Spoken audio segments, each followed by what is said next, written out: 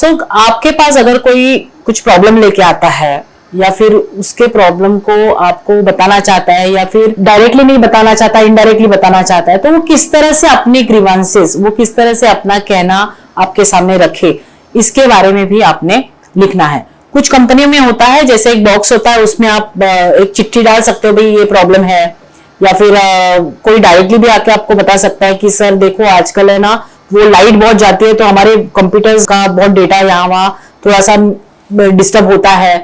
तो ऐसी छोटी छोटी बातें हो सकती है। या फिर जो दूसरा एम्प्लॉय है वो मेरे ईमेल देखता है या फिर मेरे ईमेल आईडी से कुछ चीजें भेजता है कहीं, तो ये सारी चीजें उनके कुछ ग्रीवांसेस होंगे। तो ये ग्रीवांसेस किस किस तरह के होंगे, या तो इंफ्रास्ट्रक्चर के बारे में होंगे, या तो टीम के बारे में एक दूसरे के साथ होंगे, या तो इंटर डिपार्टमेंटल होंगे, या फिर हो सकता है कि उनके खुद के सैलरीज के वजह से होंगे, या फिर उनका जो इंक्रीमेंट है या प्रमोशन है उसके बारे में होंगे।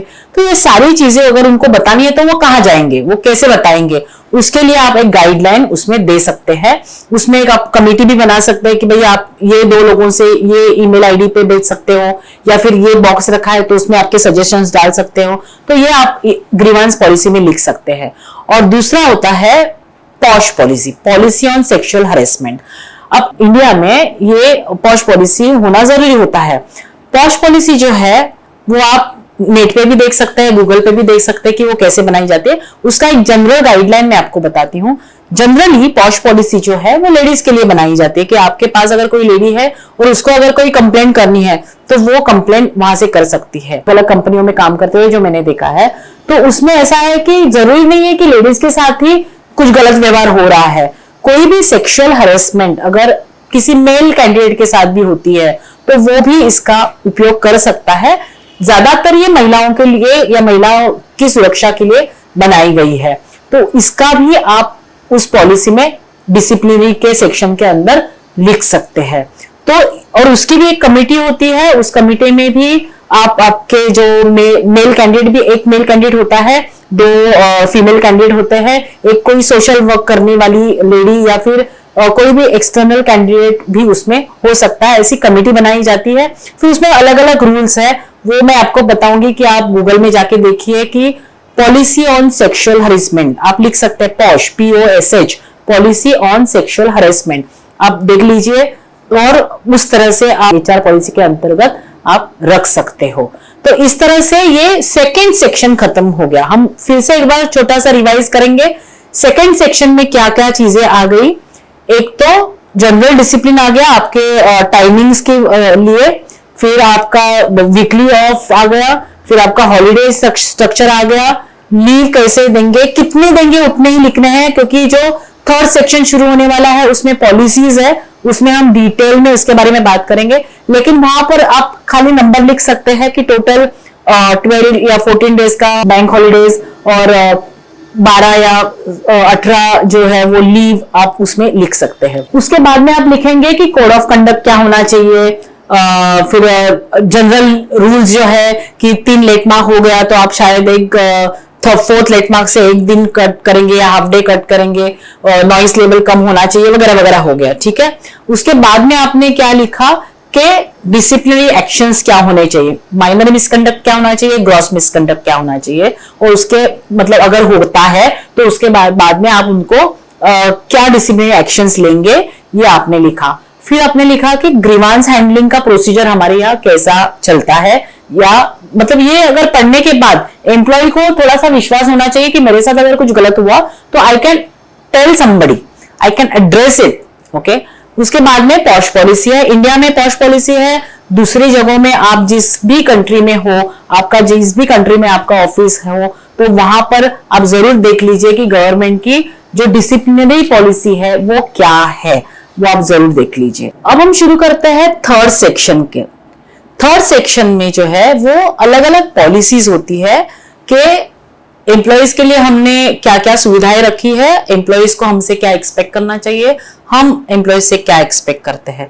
ये थर्ड सेक्शन हम शुरू करते हैं पॉलिसीज के बारे में, HR पॉलिसीज। हमने पहले सेक्शन में देखा कि कंपनी क्या है, कंपनी कैसी चल रही है, और कंपनी के बारे में ओवरव्यू लिया है। हमने दूसरे सेक्शन में देखा कि हमारी डिसिप्लिनरी एक्शंस या डिसिप्लिनरी पॉलिसीज कैसे कैसे होनी है। उसमें हमने पूरा माइनर मिसकंडक्ट, ग्रॉस मिसकंडक्ट देखा, फिर हमने पॉश पॉलिसी देखी, ग्रीवांस हैंडलिंग पॉलिसी देखी। अब हम जो है वो जनरल पॉलिसीज के लिए शुरुआत कर रहे हैं।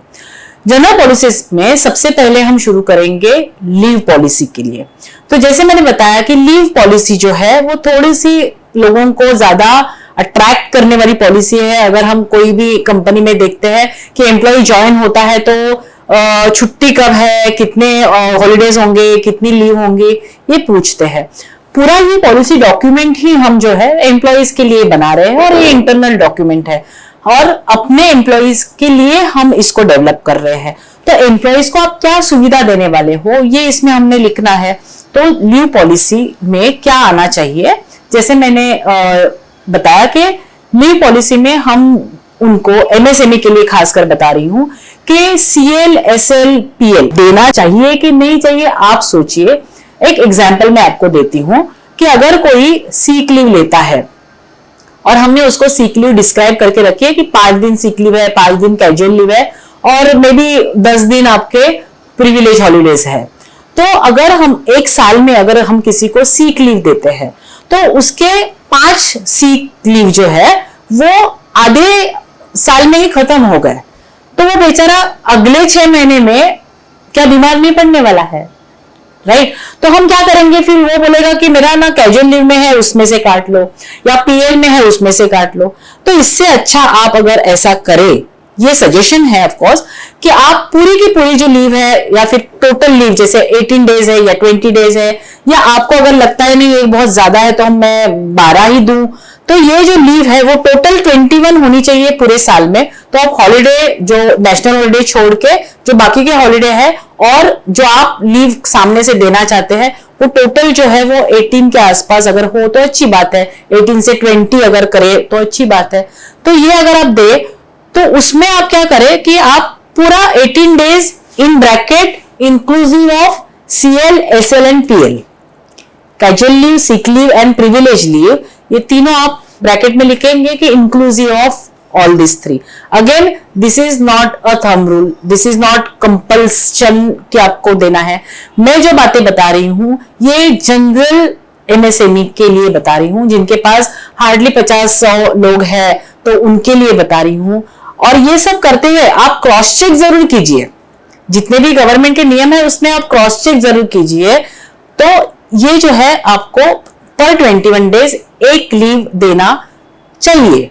तो आप ये जो लीव है वो आपके फेस्टिवल हॉलिडेज के साथ मैच करके भी टोटल 18 डेज के या 20 डेज के लीव दे सकते हैं।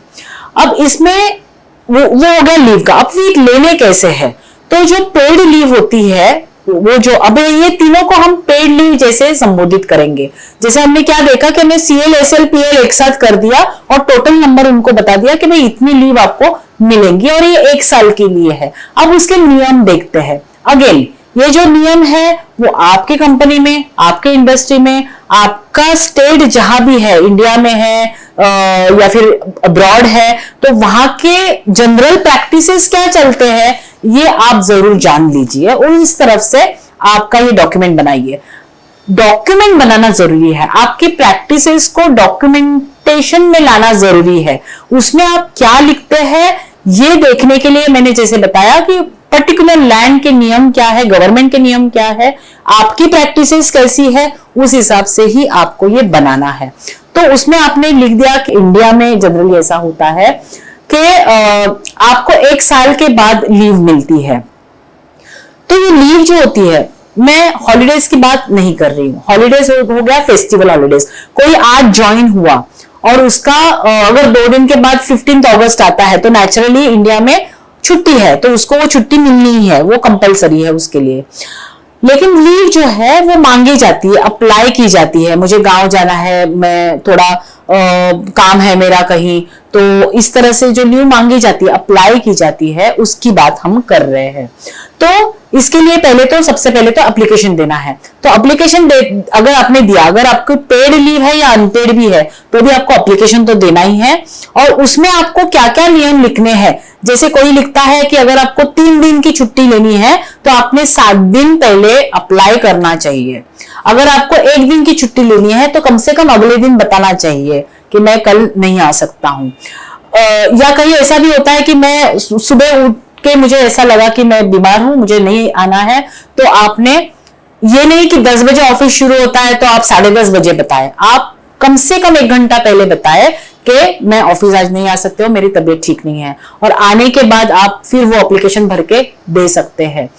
आप ये भी नियम लगा सकते हैं कि भाई 1 साल तक, जैसे हम एक पूरा महीना काम करते हैं उसके बाद अपने को सैलरी मिलती है, उसी तरह जब आप 1 साल काम करेंगे तो आपको छुट्टी मिलेगी, क्योंकि वो प्रिविलेज लीव होगी ना। वो टोटल हमने क्या किया, CL SL PL एक साथ कर दिया। हो सकता है कि आप ऐसा करें कि प्रोबेशन पीरियड के बाद आप कम से कम सिक लीव स्टार्ट करें, कि आपको जब तक आपका मेन लीव चालू नहीं होता है, प्रिविलेज लीव चालू नहीं होता, आपको सिक लीव जरूर मिल सकती है। तो 5 या 6 दिन की आप सिक लीव दे सकते हो।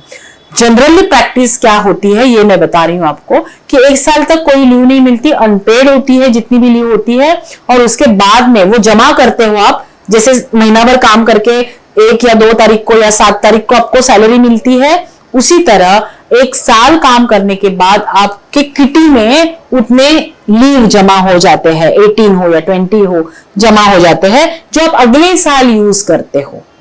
अगेन आपकी प्रैक्टिसेस क्या है, आप कौन से देश में, कौन से राज्य में काम कर रहे हो, आपका ऑफिस कहां पर है, ये डिपेंड करता है। आपकी फैक्ट्री है या आपका हेड ऑफिस है, ये भी डिपेंड करता है।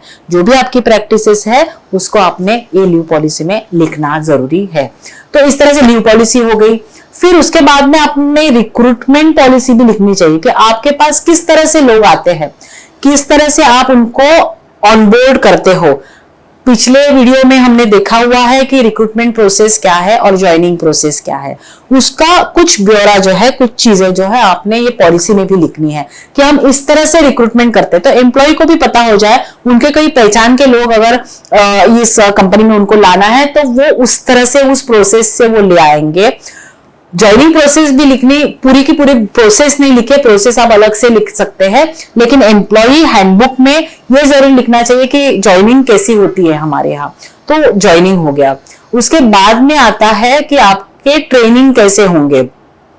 अलग अलग तरीके के ट्रेनिंग आप अगर देते हैं तो ही लिखिए, और ट्रेनिंग देने चाहिए एम्प्लॉइज को अलग अलग। ऑन द जॉब ट्रेनिंग देनी चाहिए, सॉफ्ट स्किल के ट्रेनिंग देने चाहिए। अगर आपको लगता है कि 2 साल इसने इस डिपार्टमेंट में काम किया है, उसको दूसरे डिपार्टमेंट में अगर आप शिफ्ट करना चाहते हैं तो उसकी ट्रेनिंग दीजिए, अलग अलग तरीके की ट्रेनिंग दीजिए।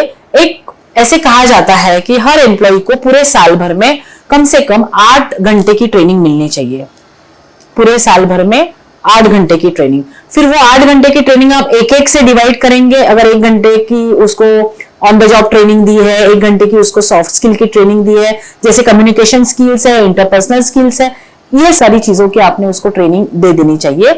हमें हमेशा याद रखना चाहिए कि एम्प्लॉय से सिर्फ काम और काम और काम करके लेने के साथ उसको उसका करियर ग्रोथ भी देखना है। अगर वो उसका कम्युनिकेशन अच्छा होगा, उसका इंटरपर्सनल स्किल अच्छा होगा, तो वो अपने कंपनी में योगदान भी देता है उसी चीज को लेके। ईमेल राइटिंग कैसे होना चाहिए, टेलीफोन एटिकेट्स कैसे होना चाहिए, बहुत सारे अच्छे अच्छे ट्रेनिंग्स अवेलेबल है, वो देने चाहिए। इन हाउस दे सकते हैं, एम्प्लॉय को आपको कुछ अच्छा और प्रमोशन देना है तो उसके लिए आप बाहर ट्रेनिंग भी यूटिलाइज कर सकते हो, बाहर उसको भेज सकते हो ट्रेनिंग के लिए। तो ये सारी ट्रेनिंग और डेवलपमेंट की बात हो गई। फिर आता है कंपेंसेशन एंड बेनिफिट। एक तो है सैलरी, वो आप उनको देते हैं, तो जो सैलरी आपने उनको इंटरव्यू के वक्त तय की हुई होती है वो सैलरी आप बता सकते हैं, उसमें लिख सकते हैं पॉलिसी में कि ये तारीख को हमारी सैलरी होती है, या तो बैंक ट्रांसफर होता है या चेक देते हैं, तो वो आपने लिखना उसमें जरूरी होता है। फिर उसको अदर बेनिफिट्स आप क्या देते हो, जैसे अकोमोडेशन अगर दे रहे हो तो आप लिख सकते हैं, अगर उनको कन्वेंस दे रहे हो, आने जाने का कुछ खर्चा दे रहे हो, ट्रैवलिंग एक्सपेंस दे रहे हो, वो लिखना चाहिए। कुछ कुछ जगहों में ऐसा होता है कि आप उनको कोई पासेस देते हो, फूड पासेस देते हो, तो वो उसमें आ गया कि कंपेंसेशन एंड बेनिफिट आप उनको क्या दे रहे हो। फिर आता है कभी कभी हम जो उनको सैलरी के साथ आप कुछ इंसेंटिव दे रहे हो तो उसकी भी बात करनी चाहिए कि सैलरी के साथ आपको जो बताया गया आपके अपॉइंटमेंट लेटर में अलग से जो बताया गया है, तो अगर आपको इंसेंटिव है तो इंसेंटिव भी हम देंगे, तो आपके रूल्स उसमें लिख दीजिए कि 3 महीने के बाद इंसेंटिव होगा, जो भी है। अब ये पॉलिसी जो है वो कंप्लीट पूरा सेट ऑफ एम्प्लॉइज के लिए बना रहे हो, तो इसमें आप पर्सनल एक एक को, अगर जैसे सेल्स टीम है तो उनको इंसेंटिव का स्ट्रक्चर अलग है, बाकी लोगों को शायद परफॉर्मेंस लिंक बोनस होगा वो अलग है, तो वो आप इसमें पूरा नहीं लिखे, उसमें खाली इतना ही आप लिख सकते हैं कि जो आपको इंटरव्यू के वक्त या फिर अपॉइंटमेंट के वक्त बताया गया था वैसे इंसेंटिव स्ट्रक्चर या परफॉर्मेंस लिंक बोनस जिसे पीएलबी कहा जाता है वो दे सकते हैं। कोई कोई जगह में ईसॉप भी होता है, ESOP, employee share option plan, ESOP. तो एम्प्लॉय शेयर ऑप्शन प्लान अगर आप देते हैं उसका भी डिटेल आप लिख सकते हैं। अब ये मैं जो भी बातें बता रही हूं अगेन आपकी प्रैक्टिसेस में है तो ही आप उसमें लिखिए, और इसके बारे में जो मैं अभी भी बता रही हूँ, जैसे पीएलबी बताया परफॉर्मेंस लिंक बोनस, जैसे ईसॉप बताया एम्प्लॉय शेयर ऑप्शन प्लान, तो ये सारी चीजों का जो डिटेल है आपको गूगल में मिल जाएंगे। हम यहाँ बात कर रहे हैं गाइडलाइंस की, तो एम्प्लॉय पॉलिसी मैनुअल में क्या क्या आना चाहिए इसके बारे में हम बात कर रहे हैं। उसके बाद आ गया बोनस। अब बोनस का जो एक्ट है 1965, कंपनीज एक्ट 1965 इंडिया में, अगर आप इंडिया के बाहर है तो उस लैंड का क्या बोनस का जो भी पॉलिसी है वो आप देख लीजिए, उस हिसाब से बोनस का एक्ट भी आप लिख सकते हैं। अब जनरली मैंने देखा है बहुत सारी जगहों में कि एक सैलरी एज अ बोनस देते हैं, कोई लोग जो है वो एनवेलप देते हैं कि उसमें नहीं होता है कैलकुलेशन कि कितना दिया है, लेकिन आप थोड़ा सा अगर गवर्नमेंट का पॉलिसी फॉलो करेंगे तो आपके लिए भी सहूलियत होगी और एम्प्लॉय के लिए भी एक पैरामीटर सेट हो जाएगा कि किस तरह से आपको बोनस इश्यू करना है। बोनस का भी नियम जो है वो एक्चुअली जो होता है, जो कैलकुलेशन होता है उसकी बात कर रही हूं मैं, वो अप्रैल से मार्च तक का कैलकुलेशन होता है आपके बेसिक के ऊपर। तो बेसिक के ऊपर जो है एक salary means 1 basic is your bonus, और वो दिया जाता है अगले 6 महीने के अंदर अंदर। कहते हैं कि भाई दिवाली का बोनस मिल गया या फिर ऐसा, तो जो बोनस का कैलकुलेशन के हिसाब से देखा जाए तो वो मार्च एंडिंग तक का होता है जिसका पे आउट आपको दिवाली में मिलता है। ओके, तो उस तरह से आप कैलकुलेशन कीजिए। नियम में रहिए, गवर्नमेंट के नियम बहुत ही सहज सरल और जो एम्प्लॉय के फायदे के लिए भी है और आपके फायदे के लिए भी है, उसको अगर आप फॉलो करेंगे तो आपको कोई दिक्कत नहीं आएगी। तो लेकिन बहुत सारी जगह मैंने देखा है कि गवर्नमेंट की पॉलिसीज जो है उसको आप सेकेंडरी रखते हैं, तो किसी से भी आप कंसल्ट कर सकते हैं कि भाई क्या पॉलिसी से, क्या मैं इस पॉलिसी के अंतर्गत आता हूं नहीं आता हूं, आप जरूर कंसल्ट कर लीजिए। बहुत ही इजी और बहुत ही अच्छी पॉलिसीज है गवर्नमेंट की। फिर आता है पीएफ ईएसआईसी। अब जब आपके पास 10 एम्प्लॉय हो जाते हैं आपके रजिस्टर पे तो आपको ईएसआईसी कंपलसरी है इंडिया में। अब ईएसआईसी जो है ये एम्प्लॉय के स्टेट के इंश्योरेंस स्कीम है, ESIC employee state insurance schemes. अलग अलग राज्यों में ये अलग अलग होती है, तो उस तरह से भी आप आपके कंसल्टेंट से आप पूछ सकते हैं कि भाई अपने यहाँ कौन सी पॉलिसीज है। तो जो मैं बात कर रही हूँ वो महाराष्ट्र स्टेट की बात कर रही हूँ, तो उसमें आपको 10 एम्प्लॉयज के बाद आपको कंपलसरी है ESIC लेना और 20 एम्प्लॉय के बाद है PF लेना। प्रोविडेंट फंड जो है वो नेशनल है, इंडिया में सब जगह सेम है, तो 20 एम्प्लॉय होते हैं तो आपको प्रोविडेंट फंड देना पड़ता है। अब इसके भी डिटेल्स, इसका भी पूरा ब्यौरा जो है आपका जो भी कंसल्टेंट होगा उसके साथ बात करके आप उसको फिक्स कर सकते हैं। गूगल पे भी इंफॉर्मेशन अवेलेबल है, आप ये जो कमेंट बॉक्स है उसमें भी आप ये क्वेश्चन पूछ सकते हैं। जो मैं पॉडकास्ट बाद में लेने वाली हूँ उसमें भी इसकी चर्चा होने वाली है, तो जुड़े रहिए मेरे चैनल के साथ, तो आपको इस सारी चीजों का जो है डिटेल आपको मिलते रहेंगे। ये पूरे साल भर का पूरा प्लान बनाया है और एवरी फ्राइडे हम कोशिश करते हैं कि ये वीडियोस आए और आपको HR के बारे में नॉलेज दें।